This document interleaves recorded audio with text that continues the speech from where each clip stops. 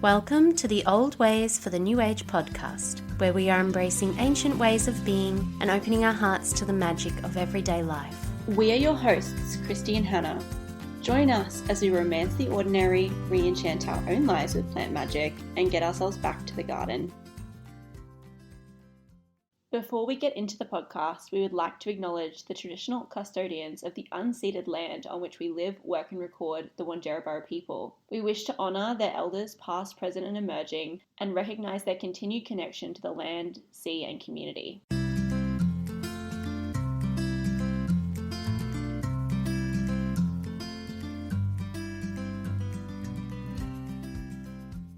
Hello everybody and welcome back to the Old Ways for the New Age podcast.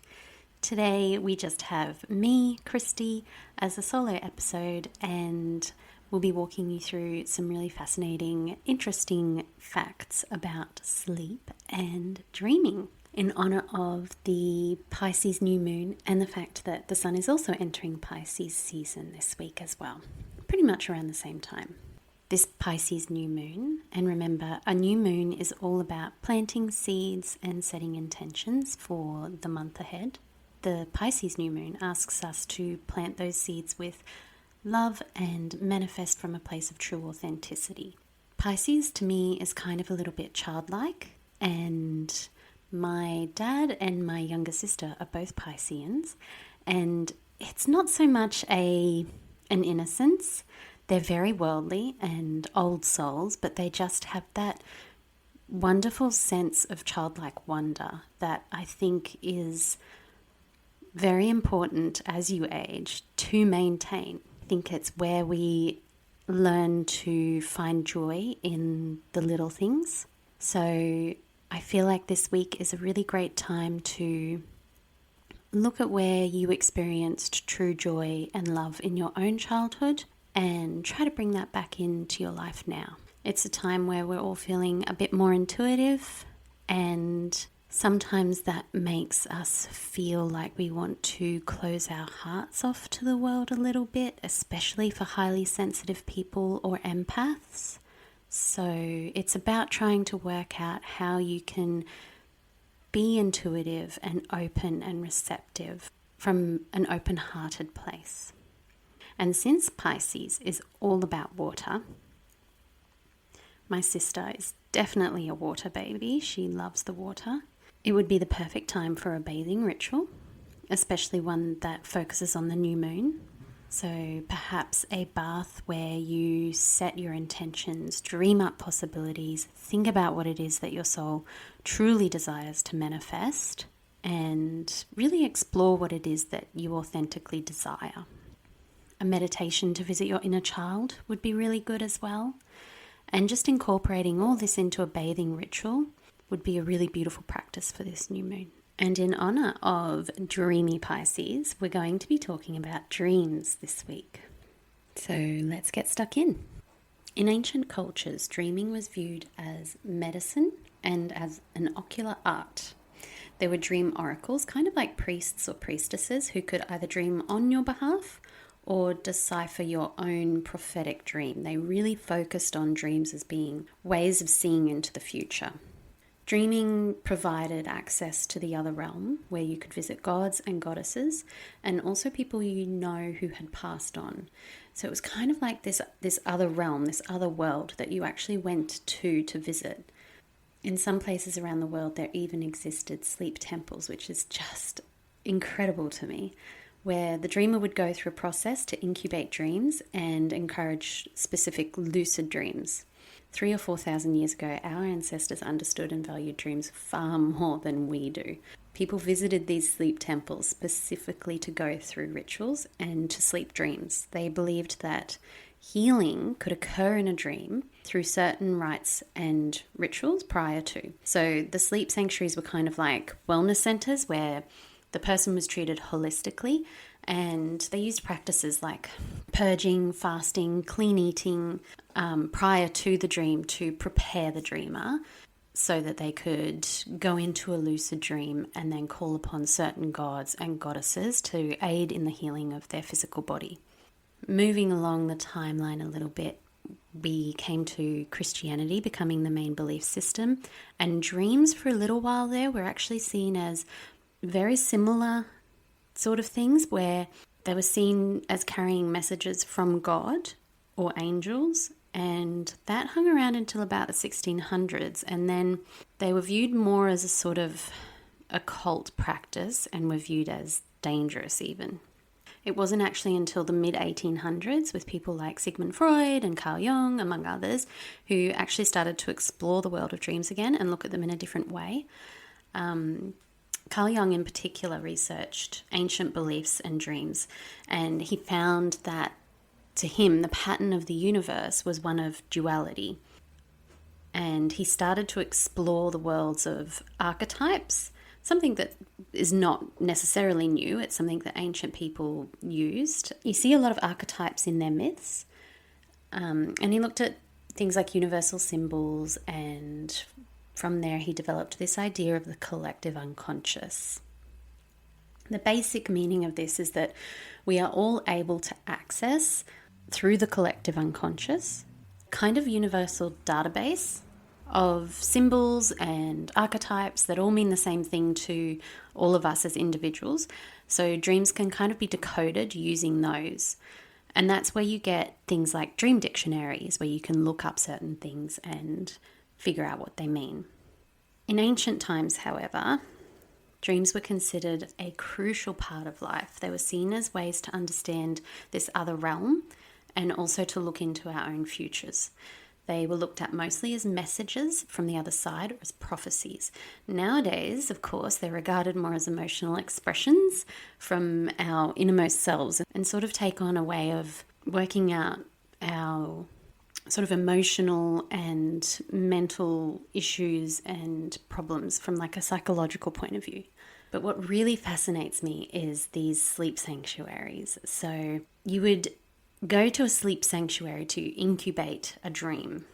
And incubation is defined as sleeping with the intention of receiving a dream reply to a question asked of a god or goddess, having first performed certain rituals and rites. So these could involve things like smoke cleansing, fasting, abstinence of meat and alcohol, and sometimes even included abstinence of sex.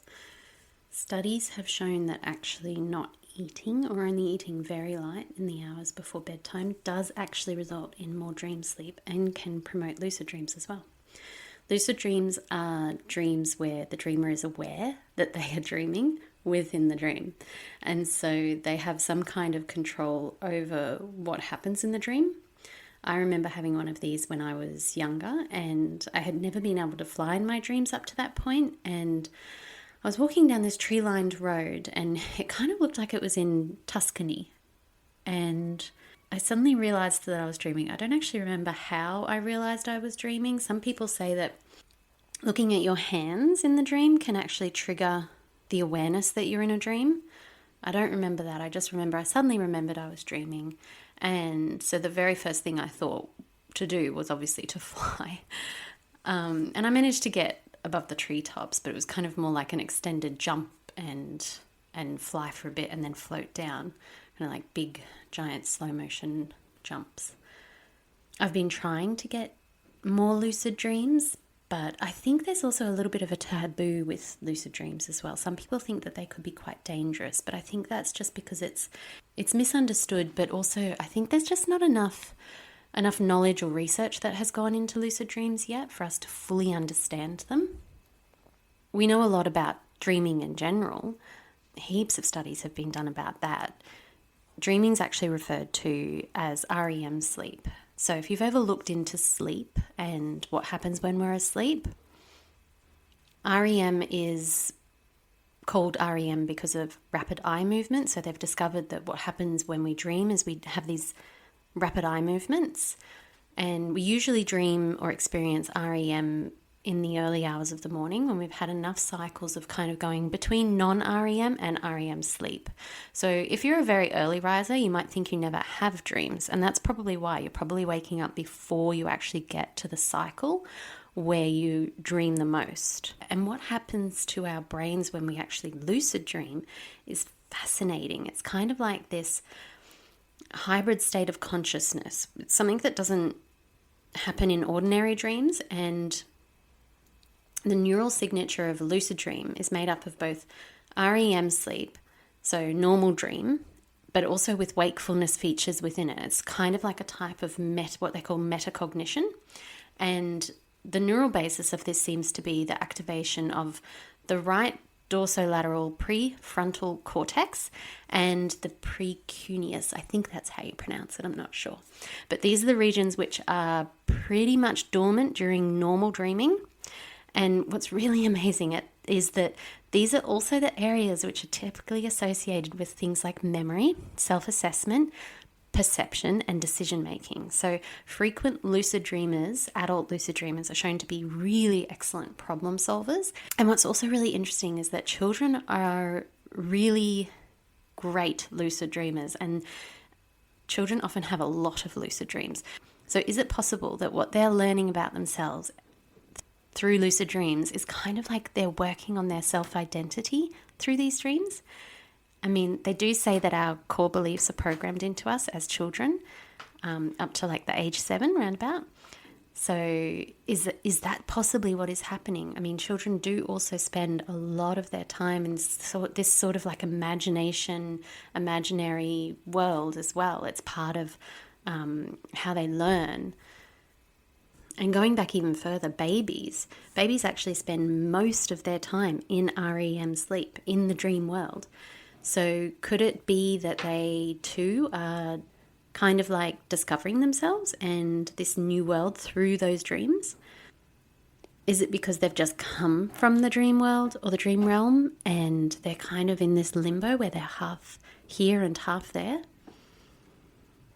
Because it's really interesting that recent scientific studies, several of these in fact, are actually now showing that the brain states that we experience when we lucid dream are actually very similar to the states that we experience when we take psychedelics and have near-death experiences. So how can you invite more lucid dreaming in? Well, for one thing, the environment in which you sleep is very important. So it's actually noticed that when we are in REM sleep, we're more sensitive to the environment we're in. And that's how certain sounds, scents, even the temperature can make its way into our dreams. It's actually been shown that heat, so being overly hot, can result in more nightmares. Not eating too much before you go to bed is another one.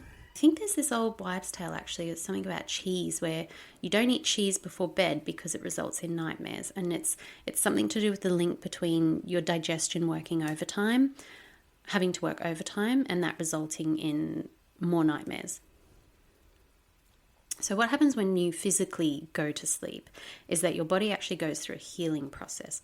So things like your blood pressure will drop, your heart will take a little break. Sleep causes the body to release hormones that slow breathing, relax your muscles, and these kind of things help reduce things like inflammation and assist with actual physical healing.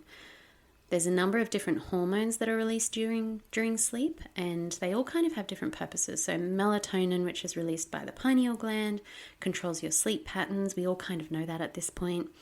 Levels increase at nighttime. They make you feel sleepy. There's certain things that mean that you don't produce enough melatonin, which can prevent sleep. And those would include things like looking at your phone. So candlelight 1 hour before bed is fantastic. While you're sleeping, your pituitary gland actually releases growth hormone as well, which helps your body to grow and repair itself. Your sympathetic nervous system, which controls your fight or flight response, actually relaxes during sleep as well. And studies have shown that when you're deprived of sleep, that sympathetic nervous system activity increases. And that's mirrored through an increase in blood pressure, levels of cortisol, the stress hormone, and everything. And when you actually get more sleep, levels of cortisol decrease. And another thing, what actually happens with your immune system whilst you're sleeping is that your immune system releases a type of these small proteins called cytokines. I think that's how you pronounce it.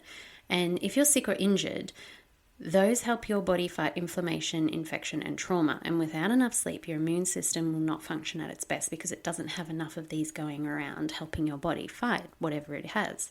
So I feel like there's this really great link there where, you know, we saw early on about the dream temples and how people would use lucid dreams to actually go into the dream and heal their bodies. And our bodies are literally going through a physical healing process as we're sleeping. So the link there is real, and I think that this is a really untapped resource for healing. So there are some herbs you can use for sleeping and dreaming as well. Sleeping in particular to relax the body and the mind. Things like lavender, passion flower, lemon balm, all fantastic. At the shop, we actually have so many sleep remedies, and it is one of the most requested remedies of all time in the shop. It's something that a lot of people struggle with, and you know what? If you're a parent, you get it. Especially when you've got young children, you just don't get a lot of sleep at all. For dreaming in particular, though, things like blue lotus, frankincense, and mugwort are all really, really good. Blue lotus was actually used in ancient Egypt in a lot of their rituals, and it has a really beautiful, it's relaxing, but it also has this sort of like psychoactive element to it where it kind of feels like if you imbibe it, it can kind of give you like a little bit of a mild high. Some people report it feeling like you're floating a little bit in your body, but it's not like a scary psychedelic trip. It's just very relaxing. We actually have 2 episodes, one on blue lotus and one on frankincense, and Hannah will be doing a episode next week on mugwort. So I'll link the blue lotus and the frankincense one in the show notes below so that you can learn a little bit more about those plants. And actually, plants coming to people in dreams is actually really, really common, and I've had a few of those myself. So in the frankincense episode, you'll actually hear me talk about the dream I had where frankincense visited me and told me she likes to be called Olibanum, not frankincense. So definitely listen to that one. It's really interesting. And something I actually didn't know when I recorded that was that I mentioned in the episode the ancient Egyptian queen Hatshepsut and how she was the first queen to bring boswellia, which is frankincense, trees into Egypt. And I found out recently that her temple actually has a sleep temple in it as well. So I wonder if they smoked olibanum, like incense, in those temples, because using frankincense smoke is something that's very common, and it actually is used in churches throughout history as well. And burning the resin of olibanum to create that beautiful fragrant smoke has actually been shown to have mildly psychoactive properties as well. And it's proven to help you recall dreams more vividly and to have more vivid dreams too. It alleviates anxiety and depression as well, so it's useful in preparing for the dream as part of like a ritual and rite. So I think that's really fascinating. I also recently had a dream about my butterfly pea plant, which was huge in the dream and really abundant in growth. And every time I picked a flower, another would appear in its place immediately, like magic. And if you have ever grown butterfly pea, you would know that the plant basically gives you 2 flowers each day. And if you pluck those, it'll give you another 2 flowers each day. So the fact that in this dream another appeared and it was just so abundant and it wasn't rationed out like that, just left me feeling, I don't know, it's just so peaceful and so blessed. It was the feeling that was left behind in the dream that was so important. I'm still kind of trying to work out the message there, but I think it's basically just to embrace abundance. And we've already seen that it's possible that when we dream, we go into this sort of dream world, this dream space. It's like another realm. So is it possible that this realm that we go into is a space where plant spirits are able to communicate with us? And when we go into a meditation, which is sort of like a semi-sleep, is it possible that plant spirits can communicate with us there as well? I think so. There have been so many instances where people have gone into meditations, and group meditations in particular, where they've focused on a certain plant, say for example yarrow, and when they've all come out of that meditation and shared their stories, their experiences with the plant spirit, they've all been very, very similar and they all say very similar things, which is just amazing. And I think it's proof there that you're actually accessing something that is universal. Which brings me to introduce something new that we have, that Hannah and I have introduced to Bohemian Farmhouse. We are actually facilitating plant spirit immersions, and we're calling them Green Witch Rituals. So you actually come in to the shop, and it's this beautiful, relaxing, peaceful experience where you are given a smoke cleanse, an elixir with the plant, and you can choose from 3 plants. We've decided to do rose, yarrow, and elderflower. And then you are laid down on the biomat. For those who don't know, a biomat is kind of like a infrared amethyst crystal mat which promotes body healing. And we cocoon you in, put the earphones on, and you listen to a beautiful guided meditation where you're taken into the realm where you can communicate with the plant spirit. So the rose one is this beautiful experience with Rose and your higher self. And so far already we've had a couple of people listen to this meditation and just say it's just a beautiful experience for reconnecting with yourself as well, and just finding that love there and that peace. And then when you come out of the meditation, Hannah will help you to unravel any of the messages, and you get to sort of debrief, have a little chat about it. She does a little mini card reading, and then you're given a flower essence of that flower to take with you as well. And we also have a little talisman bag of the dried flower which sits on your heart during the meditation, and we also have the essential oil going in the air as well. So it's just kind of this beautiful immersion of all the different ways that you could experience the plant at the same time. And we're just so excited to offer these because it's something that's really, really unique. So we'll be starting these in March. And if you go ahead and follow us on social media, you'll be able to see some little previews and snippets and videos of what it is that we'll be offering. And you will be able to have a look on the website as well and read more about them too. So that's it for today. I hope you really enjoyed this episode about sleep and dreaming. And we will see you next week. Have a good week. Bye. Thank you for joining us and for listening in. We know your time is sacred and special, and we appreciate you spending yours with us. Please feel free to go ahead and follow us on Instagram at oldwaysforthenewage_podcast to see more of what we talk about here. We hope you'll join us next time. Until then, bye for now.